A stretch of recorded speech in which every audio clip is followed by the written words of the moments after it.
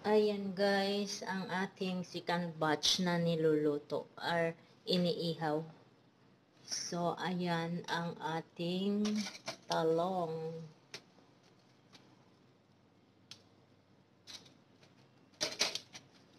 Hindi pa masyadong luto. Ayan, ang ating isda. Last na to guys, ang isda natin. Kasi, naluto ko na yung dalawa, diba? Ayan.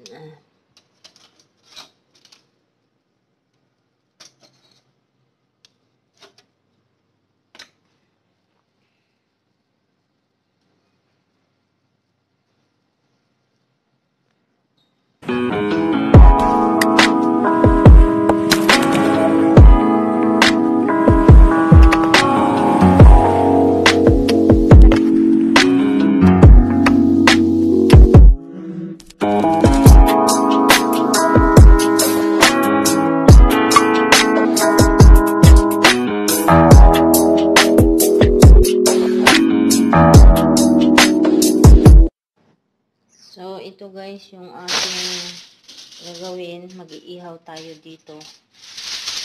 Lagyan ko ng foil dahil lalagyan natin to ng uling. Kasi may butas siya, oh. So, para hindi na nalagyan ang uling. So, dahil ito, iihaw natin tong isda na to. Mag-iihaw ako ng 3 piraso para hanggang bukas na. Diba? Kasi nakakasawa na parating sinabawan isda. Para maiba naman. Inihaw. Bawal naman kasi tayong kumain ng mamantika. Bawal naman kasi kumain ng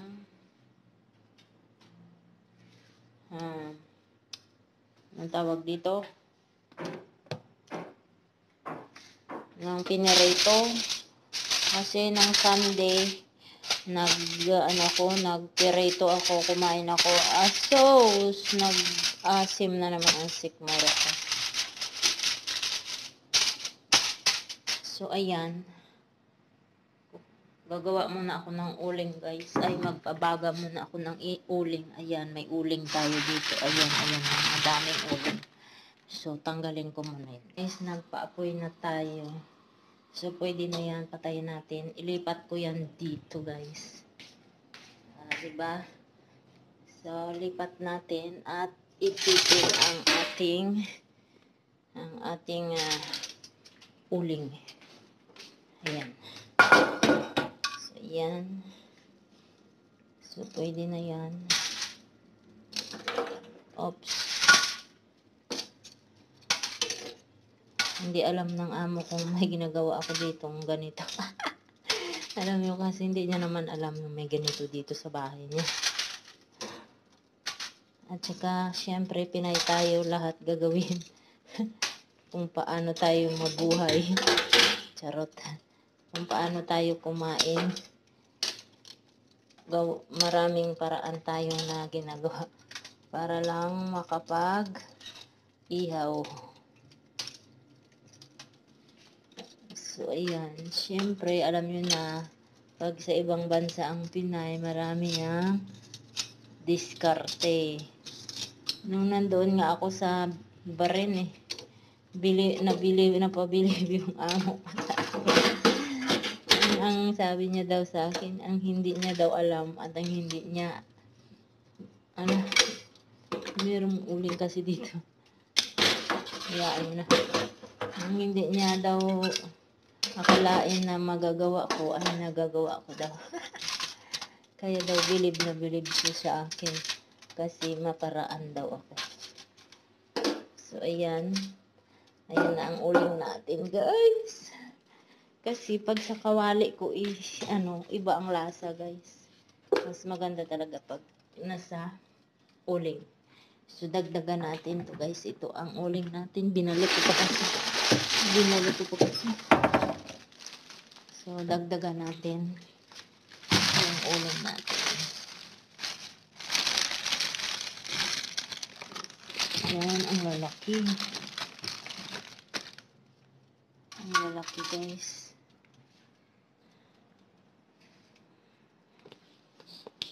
Ayan. Uling-uling.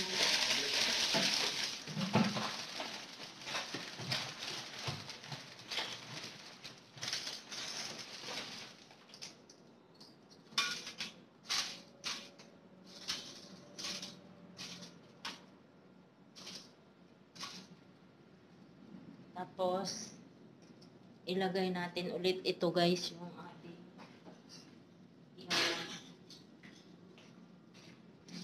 Sa bukas, pupunta akong palengke, maghahanap ako ng ihaw.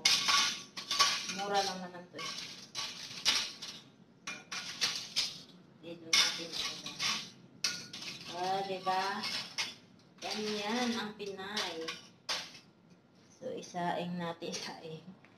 Idagdag natin ito guys. Ito. Ayan, idagdag natin yan. Diyan. Para hindi mahulog ang isda natin. Nakikita nyo ba? So, ayan, tanggalin natin ito.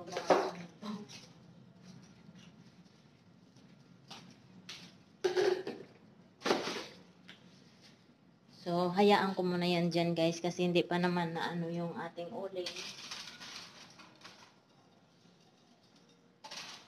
Paanohin natin ang uling. So, ano muna ako guys ng pagkain ng amo ko kasi bibigyan ko siya ng tanghalian niya. Itong isda na to nagagawin ko para sa akin. Kita nyo ba yung malupitan na technique ni Bella? Ayan ang ating ilalagay. Iihaw natin dyan. Saglit lang guys kasi kuha muna tayo ng pamaypay.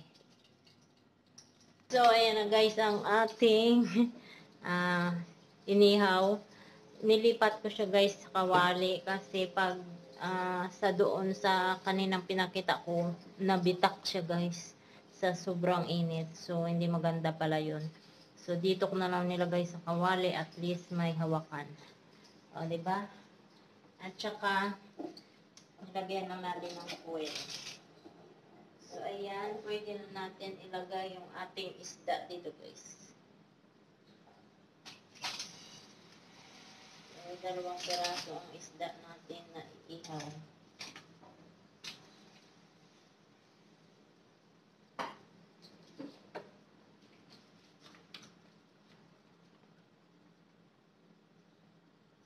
So, at least ito guys, hindi siya gumagalaw.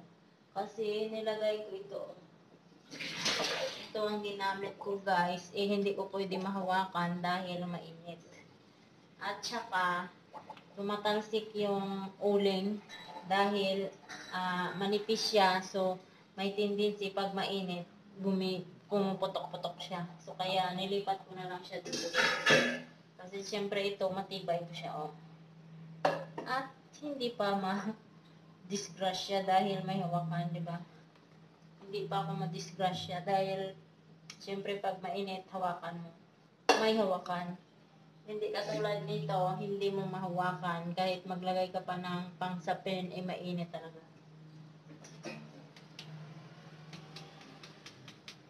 So, kumakain ng guys ay yung amo ko sa kwarto niya. Hindi niya alam na may ginagawa ako dito. So, mamaya hindi naman yan lumalabas eh.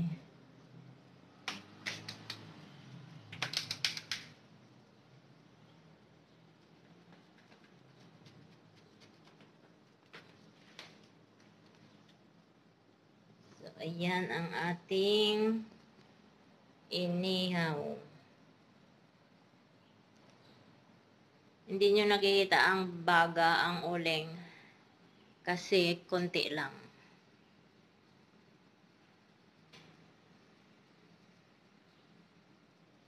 Ayan na guys, ang ating naluto ay inihaw pala. So, malapit na siya maluto. Ayan. Sarap-sarap nito guys. Dalagang bukid to guys ang isda ko.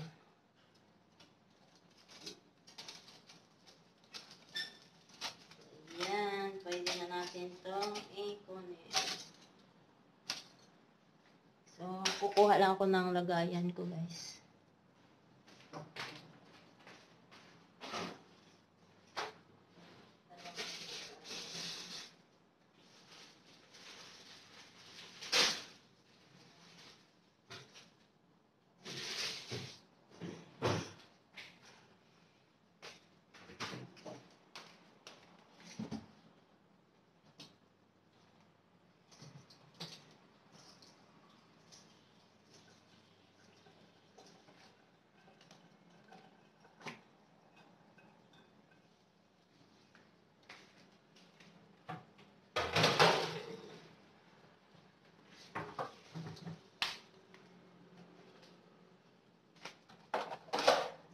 Lagay muna natin dito guys.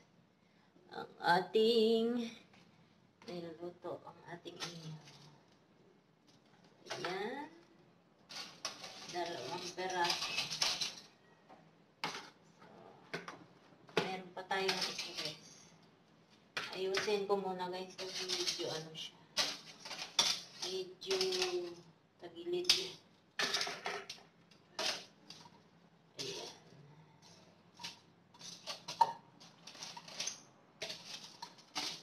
Yung ating uling.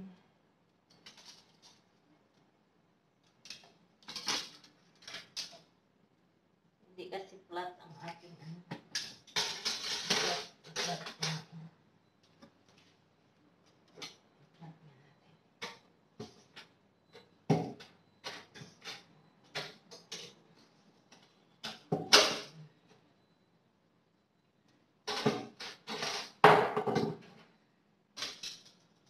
Ayan, na-flat ko na ito.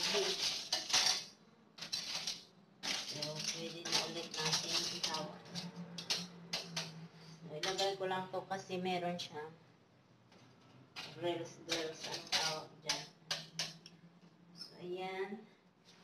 So, ilagay ko ulit ang ating isang piraso. 3 lang iihawin ko guys. Kasi yung 3 na to, susunod na araw. Lagay natin sa ref.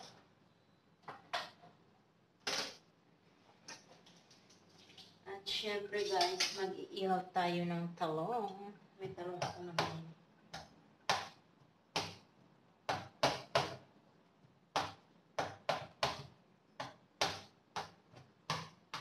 Alam nyo ba guys, ang tagal-tagal ko na dito, ang tagal ko na rin pinangarap na mag-ihaw sa uling. Ngayon lang natupad, after 8 years.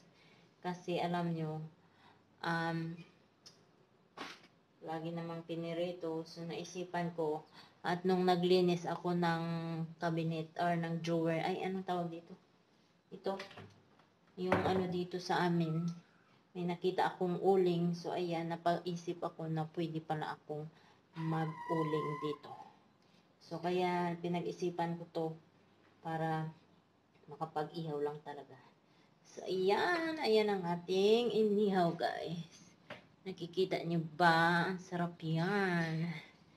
So, nag-ihaw tayo ng talong. Mag-ihaw tayo 2 talong, guys, hanggang bukas na to. Ay, hanggang dinner ko na to.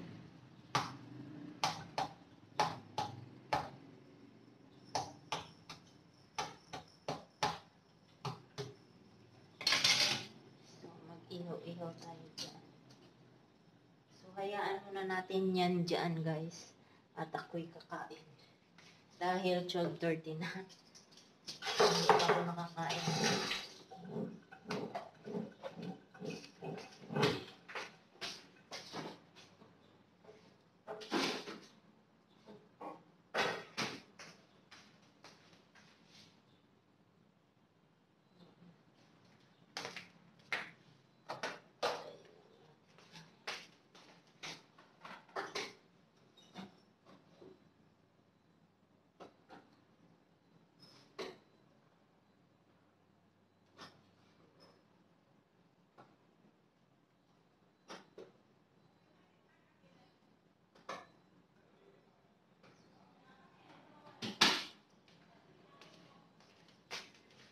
Ito na guys, yung ating inihaw at may kunting gulay ako dito. Ito yung kanin natin.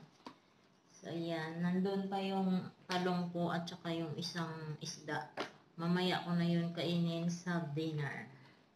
So ito muna ang kakainin natin dahil nagugutom na ako. Kain tayo guys. Taran! Alam niyo kung bakit ako nag-jacket? Kasi kanina nag-walking ako. Nag-exercise ako. Doon sa lakeside. Maganda doon.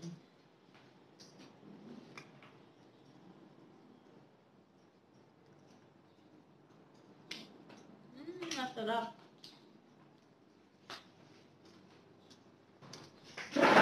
Kain tayo.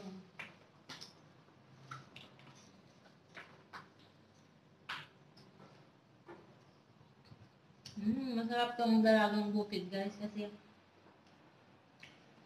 Ano ka? Malaman.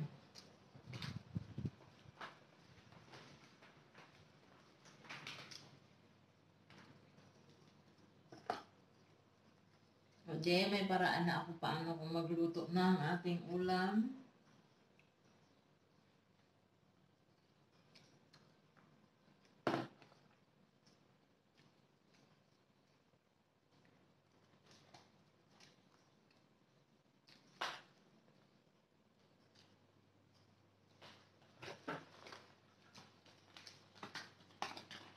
Bawal kasi tayo sa prito-prito at saka sa paksiw. Eh, pag steam naman, nakakaano naman, nakakasawa.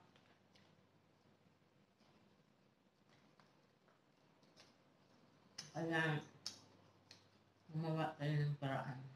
Ang ganda oh. Malaman.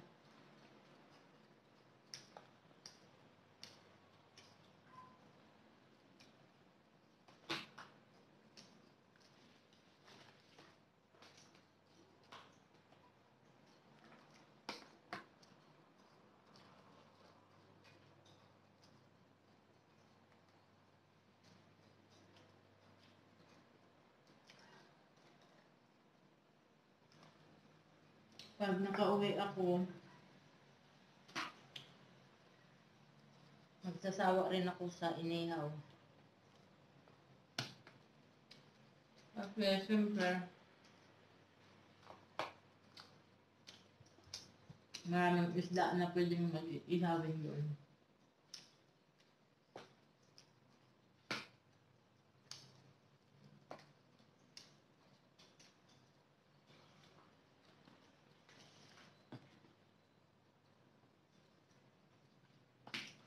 Ang gulay ko na to, kagabi pa to.